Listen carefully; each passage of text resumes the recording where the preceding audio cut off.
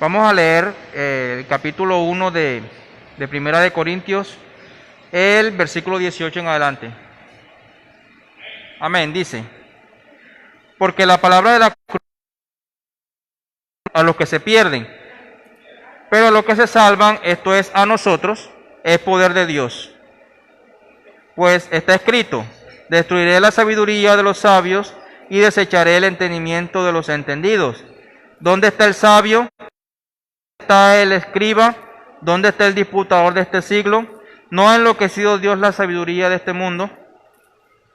Concluimos con el 21, dice: pues ya que en la sabiduría de Dios el mundo no conoció a Dios, mediante la sabiduría agradó a Dios salvar a los creyentes por la locura de la predicación.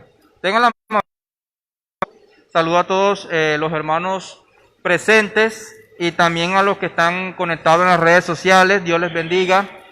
Mandando un saludo a todo el que esté conectado ahorita mismo en Facebook, saludándolos en el nombre de Jesús. Y como les dije ahorita, hay que aprovechar el tiempo, hermanos. Hay que aprovechar el tiempo. No sabemos el día ni la hora por el cual el Señor se va a manifestar. Y eso es lo que nosotros los creyentes estamos esperando. Que el Señor se manifieste, ¿cierto? Que el Señor venga por su pueblo. Y para eso nos estamos preparando. Y una de las cosas primordiales en la vida del cristiano es la adoración. Yo creo que si nosotros los cristianos estamos viviendo una vida de adoración, estamos aprovechando el tiempo. Porque en adoración también estamos buscando a Dios, en oración, en búsqueda. Amén. Entonces, bueno, la palabra de Dios es clara, precisa, y aquí estamos hablando acerca de el poder y la sabiduría de Cristo. Amén. El poder y la sabiduría de Cristo. Yo creo que cuando nosotros hablamos de este tema, hablamos de un asunto que no cualquier persona puede tener. Nosotros los cristianos estamos privilegiados por ese lado, porque nosotros que no éramos dignos, nosotros que no estábamos posiblemente, digamos, desde tiempos antiguos en los planes de Dios, que en cierta forma nosotros no éramos ni siquiera herederos de las promesas de Dios, no éramos ni siquiera, éramos participantes de las cosas de Dios. Aún así, Dios en su infinita misericordia nos ha hecho participantes. Dice el apóstol Pedro en su carta, creo que es en la segunda carta, que dice, hablando de la naturaleza divina, dice, y nosotros Dios nos ha hecho, participantes de la naturaleza divina, ¿cierto? Entonces, este asunto no lo hemos logrado por nuestras propias fuerzas, sino porque Dios ha tenido misericordia de nosotros. Que en cierta forma, ninguno de los que está aquí puede decir que en sus planes o en su proyecto de vida estaba el buscar a Dios. Pero ¿por qué estamos aquí? No porque posiblemente habíamos tenido los planes de buscarlo a Él, sino porque Él nos ha traído aquí. Amén.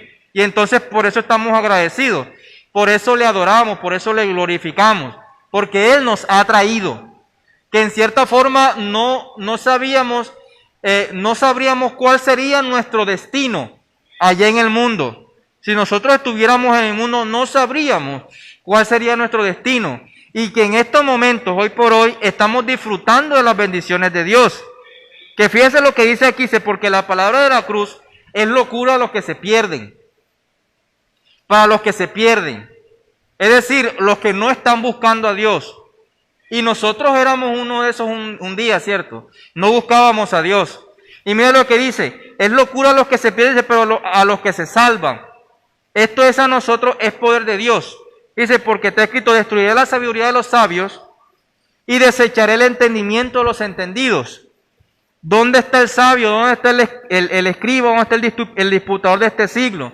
El apóstol, el escritor, el apóstol que escribe esta carta, hace énfasis en esto porque hay mucha gente que cree tener sabiduría, que cree tener entendimiento, pero aún así en su vano entendimiento desechan a Dios, rechazan a Dios.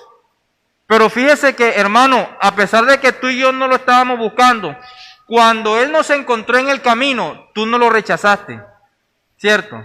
Cuando estábamos de pronto en un camino tenebroso que no sabíamos para dónde íbamos, nos tropezábamos, caíamos en un abismo tenebroso que no sabíamos ni siquiera dónde iba nuestro destino.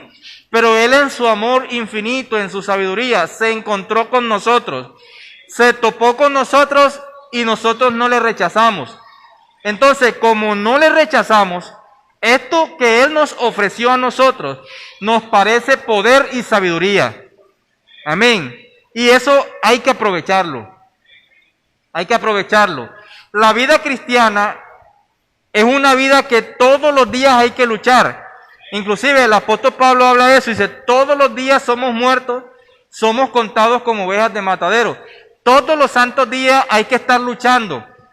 Todos los días hay que morir al pecado para vivir para Cristo. Amén. Y eso lo hacemos todos los días, porque la tentación viene, ¿cierto? Porque la prueba viene, porque la dificultad viene, el problema viene. Y a veces nosotros creemos que por el solo hecho de que somos cristianos no vamos a tener ningún problema, y muchos hasta cuestionan a Dios y dicen, pero yo ¿por qué tengo tantos problemas si yo soy cristiano? Eso no tiene nada que ver. Todo el mundo tiene problemas, aún los hijos de Dios. Y me atrevería a decir que hasta más de lo que tienen nosotros. El detalle está en que el problema que ellos tienen es que hasta el momento ellos no han hallado la solución. Nosotros sí. Entonces es un privilegio que nosotros tenemos, de que nosotros tenemos problemas, pero tenemos al solucionador de problemas, ¿cierto? A Jesucristo. Y el principal problema que tenemos es el pecado. Y el Señor ya nos dio solución acerca de ese problema. Hijo mío, dame tu corazón, ¿cierto? Y nosotros tenemos que aprovechar esas cosas, hermanos. Más en este tiempo, que posiblemente, aunque hayan levantado el confinamiento y posiblemente se vengan otros, no sabemos. Hay que estar preparados. Pero ya pasamos muchas pruebas. Ya hemos pasado muchas dificultades. Y el cristiano se forma a través de eso. A través de las tribulaciones, a través de las pruebas. Un cristiano que no tenga pruebas es un cristiano que posiblemente no vaya a adquirir ninguna clase de madurez. Mucho menos de sabiduría. Amén. La sabiduría viene de parte de Dios, pero para yo poder darle manejo a esta sabiduría tengo que enfrentar un problema. Si yo no tengo un problema, entonces ¿cómo voy a darle manejo a la sabiduría? ¿Cierto? Ahí es donde tenemos que darle manejo a la sabiduría. Y podemos decir, Dios nos ha dado sabiduría. Amén. Dios nos la ha dado, ¿cierto? Nos ha dado buena sabiduría. Pero ¿cómo le vamos a dar manejo? En la dificultad, ¿cierto? En el problema. Que cuando falte el dinero, que cuando falte el alimento, ¿cierto? Que cuando falte la salud. Ahí es donde vamos a tener que utilizar y reutilizar esa sabiduría que Él nos ha dado en la dificultad. Y ahí es donde tú y yo nos vamos a ir formando. Porque en medio de los problemas, en medio de las dificultades, en medio de la lucha, posiblemente tú viniste hoy aquí al culto en lucha. Estabas ocupado, no sabíamos qué estabas haciendo, pero estabas ocupado. Tenías un quehacer. Lo dejaste de hacer y bueno, ahorita a las 4 que regrese a la casa continúa haciendo eso. ¿Cierto? Y corriendo te viniste para acá porque quieres agradar a este Dios maravilloso. Amén. Y le diste manejo al problema, le diste manejo a la situación y hoy estás aquí. Entonces hay que darle gracias a Dios por eso, ¿cierto? Y mire lo que dice aquí en el versículo 21. Que es el versículo que más me llama la atención. Dice, pues ya que en la sabiduría de Dios, el mundo no conoció a Dios. Mediante la sabiduría, agradó a Dios salvar a los creyentes por la locura de la predicación. Hay que hacer énfasis en esto. ¿En qué sentido? El apóstol dice la locura de la predicación. Ahora, hay que aclarar algo. No es que el evangelio sea una locura. Esa es la opinión de los de afuera. Porque cuando el apóstol Pablo estaba predicándole a un rey, hubo alguien, creo que llamado Festo, le dijo, tú hablas locura, todo lo que tú estás hablando, Pablo, es locura. Y el apóstol Pablo le responde y dice, no, excelentísimo Festo, porque todas las palabras que yo hablo son de verdad y de cordura. sea, nosotros somos locos, pero para el mundo, pero para Dios no somos locos. Un loco es una persona que no sabe qué es lo que hace, está fuera de sí. Pero entonces, ¿por qué habla aquí por la locura de la predicación? Está hablando en una forma sarcástica. Dice, agradó salvar a los creyentes por la locura de la predicación. Pero eso de la locura de la predicación es la opinión de los de afuera. Porque lo que es de Dios se conoce mediante su sabiduría. Amén, mediante su sabiduría. Y por eso dice aquí, pues ya que en la sabiduría de Dios el mundo no conoció a Dios mediante la sabiduría. ¿Cómo conoció Dios al mundo? Por la locura de la predicación. O sea que si no se estuviera predicando el evangelio, a Dios no lo conocieran. O por lo menos no opinaran acerca de los evangélicos. Y por medio de nosotros es que conocen a Dios. Porque si nosotros no existiéramos, entonces el mundo no conoce a Dios. Y existiría la cantidad de deidades y la gente se iría por cada una de sus creencias. Pero ¿por qué el mundo conoce a Dios? Por la locura de esta predicación. Porque nosotros estamos predicando el evangelio. Y por eso, hermanos, les invito a todos a que sigamos llevando este mensaje. Por el medio que sea. Aunque estemos en confinamiento, hay este medio del internet. Los medios de comunicación son una herramienta útil hoy en día. Y que de pronto las redes sociales se les estaba dando mal uso, porque las redes sociales no es que sean malas, el malo es el corazón del hombre, ¿cierto? Que le da mal uso a las cosas. Pero aún así, Dios se ha tomado estas redes sociales. ¿Para qué? Para que este mensaje se siga predicando. Pero va a llegar un momento, hermano y amigo que está conectado, que está presente en este lugar, que llegará un momento en que el evangelio se dejará de predicar. Y cuando se deje de predicar este evangelio, entonces la gente buscará de mar a mar, de oeste a este, de norte a sur, buscando quien les predique. Eso lo dice la Biblia, buscando quien les predique. Ni siquiera van a buscar directamente a Dios, van a buscar quien les predique. Pero los quien que les predicaban ya no van a estar. Amén. Ahora, querido amigo que está conectado en esta tarde, si usted quiere buscar a Dios, venga a la iglesia. Dios es omnipresente.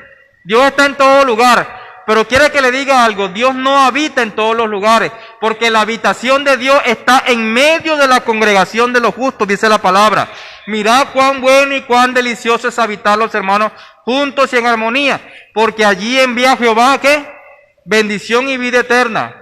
Él no va a enviar la bendición y la vida eterna en cualquier lugar, no. Es en la congregación de los justos. Por eso es que la Biblia dice que donde hayan 2 o 3 congregados en su nombre, ahí estaré presente, dice el Señor. En medio de ellos. Amén. En medio de ellos. Entonces, queridos hermanos, vamos a orar. Yo les invito a que se coloquen de pie, tengan la amabilidad. Lamentablemente no nos queda mucho tiempo y posiblemente tendrá mucha tela que cortarle. Habrá mucha palabra en esta tarde, ¿cierto? Pero vamos a orar. La Biblia dice que todo tiene su tiempo y bueno, este es el tiempo estipulado y hay que obedecer. Vamos a orar dándole gracias al Señor. Entonces, ¿quién tiene la sabiduría de Dios? Los hijos de Dios, la iglesia. Entonces, si usted, querido hermano, tiene la sabiduría de Dios, entonces hay que aprovechar esa sabiduría. Hay que utilizarla para cosas buenas, para buscar a Dios, para predicar el evangelio.